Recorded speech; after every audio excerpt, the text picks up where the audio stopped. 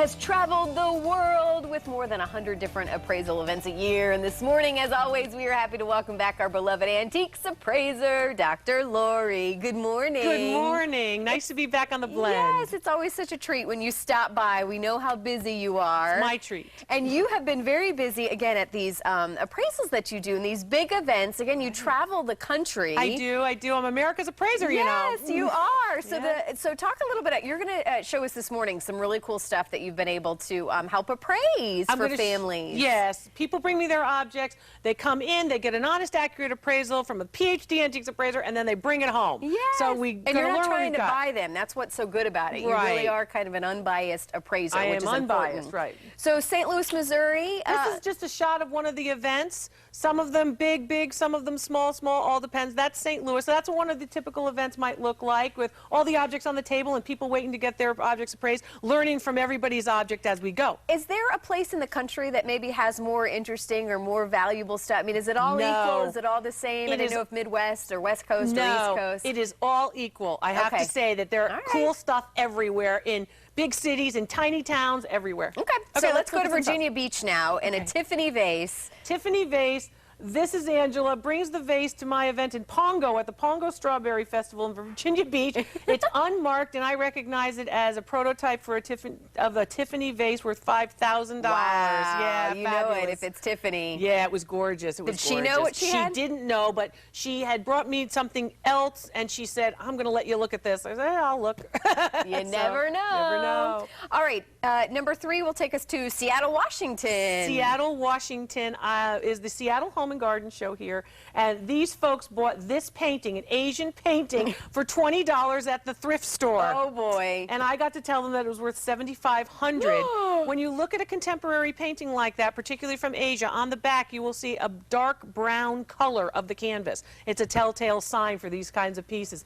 If you see artwork at a thrift store, you might want to think about picking it up. All right, sounds good. Yeah. And then next up, you're taking us to Indianapolis. Indianapolis, Indiana. This is the Christmas Gift and Hobby Show, and this particular piece is a bitters bottle. A bottle for bitters, a spirit, for example, and it is brown in color. This one was dug up out of the ground, valued at $5,000. Wow. Yeah, really nice. Old bottles, you want to think about seams. The seams will tell you a lot about the actual age of the bottles. Okay.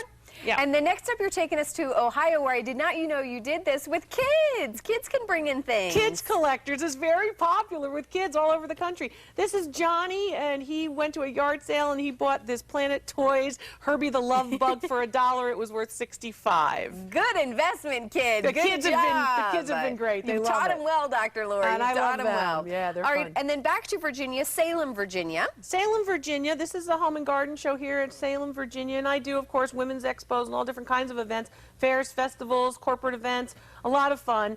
Christmas parties. This particular piece is Brian, and Brian brought this piece, and he started to cry when I started to talk about the cobalt blue floral form on the stoneware crock. He said, "This was my grandma's at the top of the stairs, and when she died, I told everybody I wanted." He got all emotional. Look at him. He's like a football player. He's crying. Oh, he was a doll and a half. And I got to tell him that his crock was worth $10,000. And then he started crying even more. He knew. Yeah. All right, and then next up, Evansville, Indiana. This is Holly and her mother. Holly took this is funny. This is a funny story. She took this piece out of her grandma's house and she hid it in her closet. She asked for it, right? She asked for it. She asked for it from Grandma. She said, "Sure, take it." It's a Belique sculpture. Belique is a very famous, of course, Irish stone sculpture ceramic manufacturer, and it's giant, like this big. They usually make little cups and saucers. And the Belique piece with the mark on it is the Crouching Venus, very famous classical mythological form. And she hid it in her closet from her mother. Her mother didn't even know what it was. Why was she hiding it? I think she didn't want anybody to know she had it, and she wanted to keep it from her sisters and her siblings. She wanted it from Grandma. $15,000, a fabulous she was hiding it.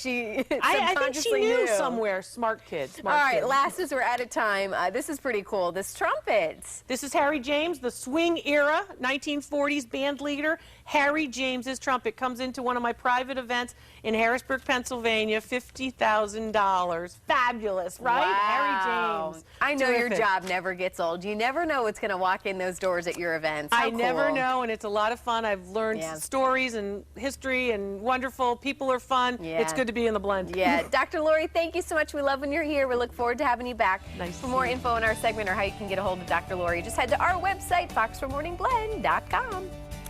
All right, folks, start your engines. The Daytona 500 is February 21st, and the Morning Blend has your ticket to the action. We do. Throughout this week, we are giving you a chance to win 2 tickets to the Power Shares QQQ 300 race and 2 tickets to the Daytona 500.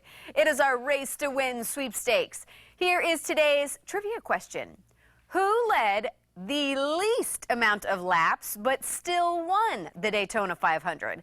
Log on to fox4now.com, go to the contest page, fill out the entry form with the correct answer to the trivia question. 1 lucky winner will be selected at random from the entries. You must be 18 years of age or older to enter, and you cannot have won any contest from Fox 4 in the last 120 days. Make sure to watch every day for the rest of the week for more trivia questions. They will be racing your way soon. All right, we always love hearing from our Morning Blend viewers, so be sure to connect with us through our social media sites. We are on Facebook, Twitter, and Instagram. Come check us out and say hello.